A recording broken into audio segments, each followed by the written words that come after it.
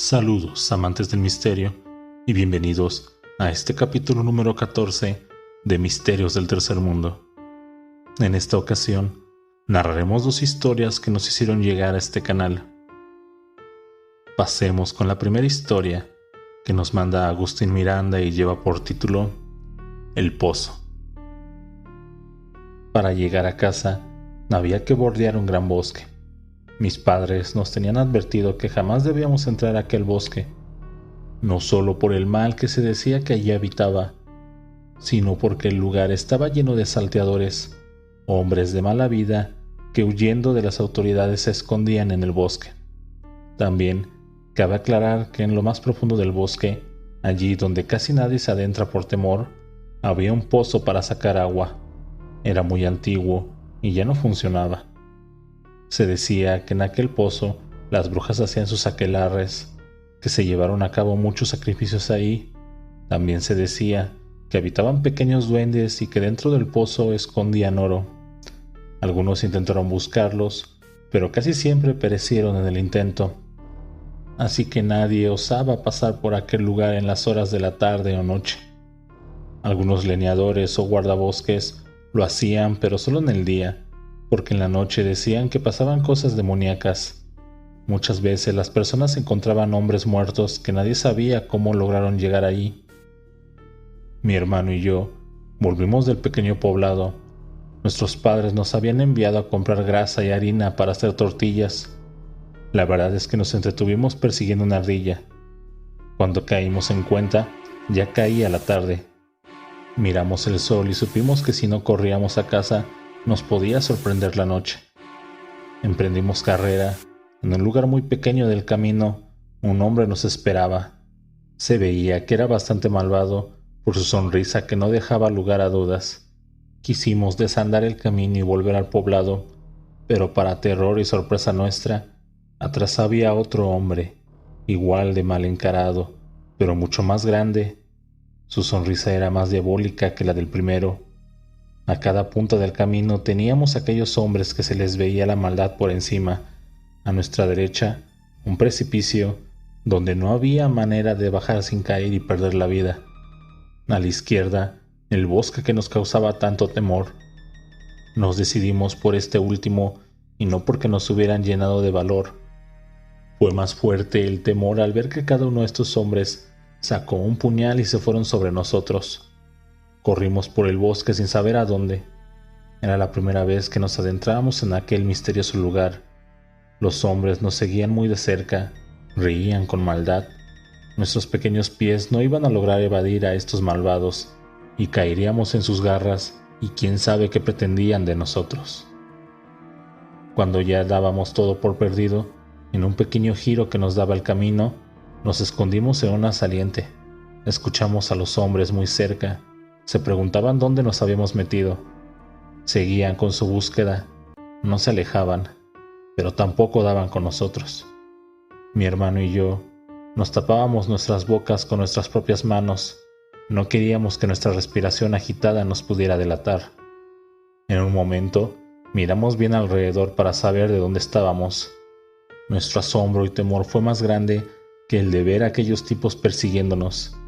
Estábamos en uno de los muros del pozo. La realidad era que habíamos ido a parar a lo más profundo del bosque. Queríamos huir, salir de aquel lugar que todo mundo temía, hasta el hombre más osado. No hubiera ido al bosque a aquella hora, ya había caído la noche.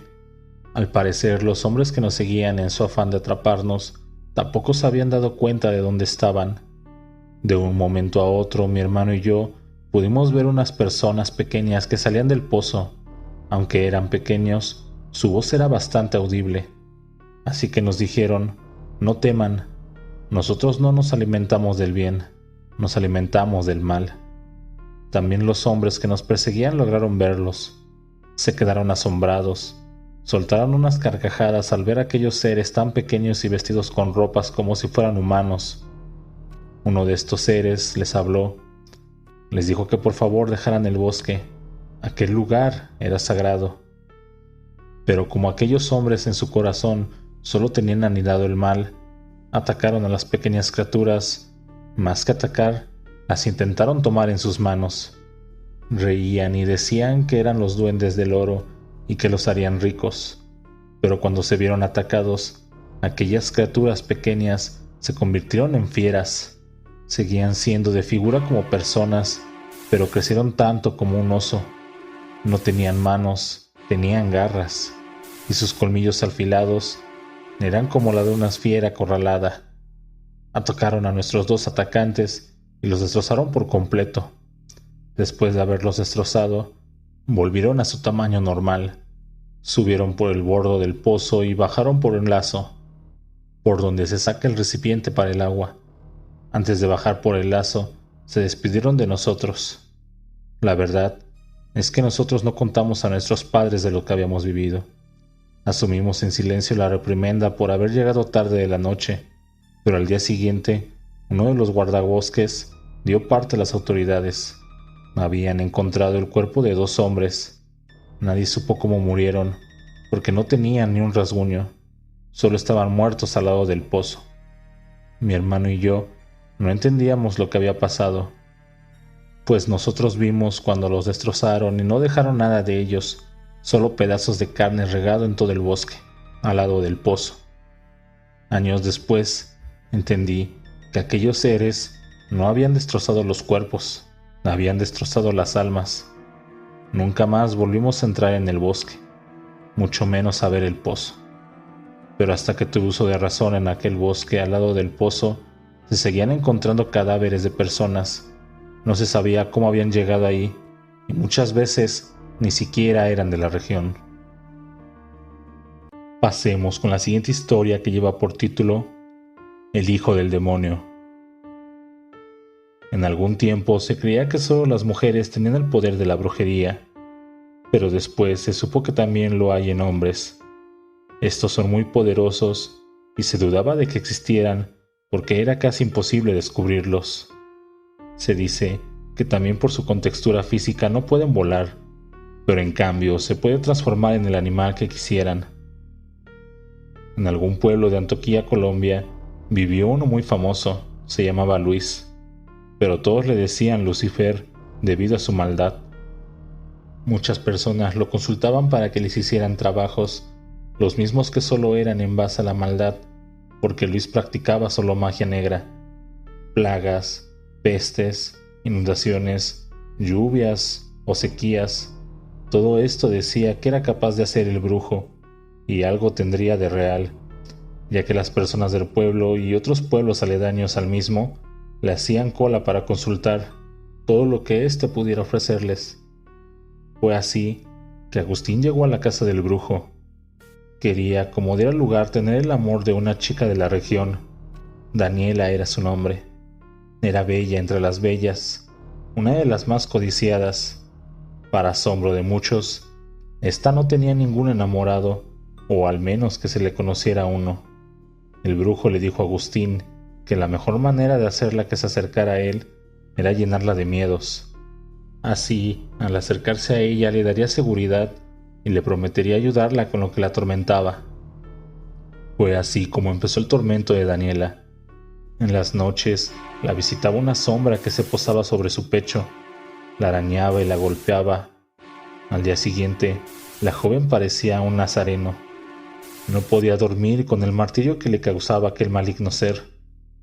Era una familia tradicional, y pasadas las 7 de la noche, después de comer y decir sus oraciones, se iban a dormir. Cuando ya todos dormían, Daniela sintió el viento. Más que viento, era un huracán que hacía pensar que las tejas de la casa iban a salir volando. La chica escuchaba cuando eso se posaba en el techo. Lo sentía entrar por debajo de la puerta principal y después por la de su habitación. Es como si se volviese humo para pasar por cualquier espacio, pero su sonido al pasar es como si fuera una fuente de agua. Cuando llegaba a la habitación, ésta se llenaba de un olor mentolado mezclado con azufre.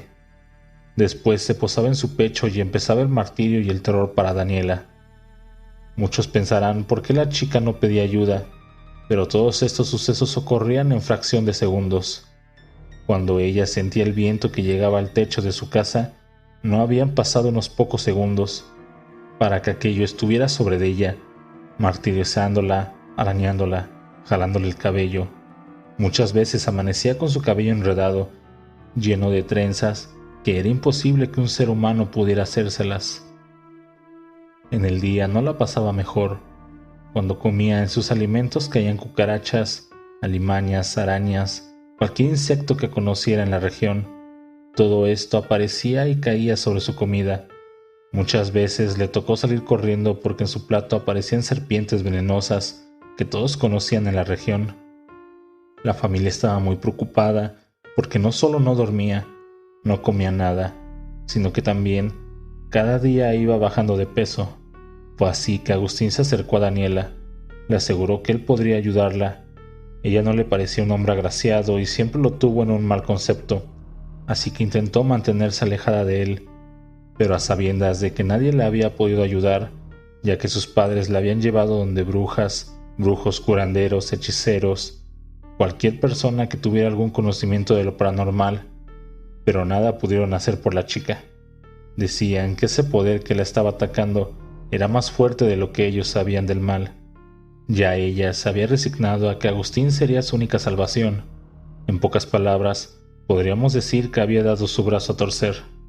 Una tarde que bajaba de su casa por leña, se encontró un anciano mal vestido, con harapos maloliente, pero en su cara irradiaba bondad y su sonrisa era muy tierna y bella. Este la llamó por su nombre, le aseguró que él podría ayudarla sin necesidad de acudir a Agustín. Ella pensó en ese momento que tal vez podría ser un ángel o un santo enviado por Dios para salvarla de aquel mal que la quejaba. Claro que ella aceptó que la ayudara. Lo que ella no imaginaba fue la propuesta que hizo aquel anciano. Le dijo que para poder ayudarla debería estar en intimidad con él. Ella dijo rotundamente que no, pero él le aseguró que era la única manera de salvarla. Si estaba con él una sola vez, no podría el brujo volver a molestarla, y él tampoco se volvería a cruzar en su camino. Daniela, sin más salvación que la que el anciano le proponía, aceptó. Tras un árbol estuvieron juntos. Daniela no podría aguantar el olor de aquel hombre al quitarse su ropa. Olía a 1000 demonios, diría Daniela. Pero fue así que la joven se liberó de aquellas visitas nocturnas y que le hacían tanto daño. Se dice que el brujo intentó varias veces entrar a la casa de Daniela, pero a él le era imposible. Una fuerza superior a él le impedía traspasar los linderos de la casa. Agustín, molesto por lo que no había podido lograr el brujo, le recriminó, diciéndole que era un estafador, un charlatán, y que simplemente le mentía a las personas. Su poder no era ninguno. Esa misma noche de la discusión, encontraron a Agustín muerto. Murió en su propia cama, ahogado. Dicen que algo lo presionó el pecho tan fuerte que le quitó la respiración para siempre. Pero el brujo seguía en su labor. Quería dominar a Daniela. Se le había vuelto un reto personal, así que siguió intentando entrar a la casa, pero no podía. El poder que la protegía dentro de la casa era más poderoso que el de él. Una tarde, la encontró en el camino, lleno de odio porque su poder no tenía ninguna validez con ella. Fue a atacarla, pero una sombra negra cubrió el brujo y automáticamente lo ardió. No se veía humo, no se veía fuego, pero el brujo quedó completamente calcinado, como si hubiese estado en llamas por horas. Por casualidad, o por lo que fuera, Daniela quedó embarazada de aquel anciano. Las personas murmuraban, hablaban mal de ella. Cabe aclarar que Daniela nunca antes estuvo con un hombre. El anciano fue el primero. La joven tuvo a su bebé. La familia, aunque tradicional y creyente, aceptó que su hija tuviera al niño. Pensaban criarlo, así no tuviera padre, pero la misma noche que nació, el hijo de Daniela desapareció. Nunca nadie más volvió a saber de él. Muchos aseguran que aquel anciano era el mismo demonio y necesitaba engendrar a un hijo con una mujer pura. Aunque nadie volvió a ver al niño como tal, las personas de la región aseguran ver un personaje pequeño con unos dientes tan afilados como agujas. Estos relucen en la oscuridad de la noche. Muchos viajeros que los han sorprendido en la noche en el bosque, por caminos lejanos y solitarios, aseguran que han visto ese pequeño personaje. Los persigue dando unos gritos que hacen temblar el alma y se agudizan tanto en tus oídos que parece que uno fuera a perder el equilibrio. Hay quienes aseguran que ese mismo engendro ha matado animales grandes y pequeños en los corrales y en el bosque. Siempre les muerde el cuello y después les arranca el corazón. Daniel y su familia, después de aquel extraño suceso, partieron de la región. Nunca más se supo de ellos, pero allí donde vivieron se sigue contando la tenebrosa historia y se habla de aquel demonio que está en el bosque y caminos solitarios. Hasta aquí nuestro capítulo del día de hoy. Muchas gracias por escucharnos y no olvides suscribirte al canal. Déjanos en la caja de comentarios qué te pareció este capítulo.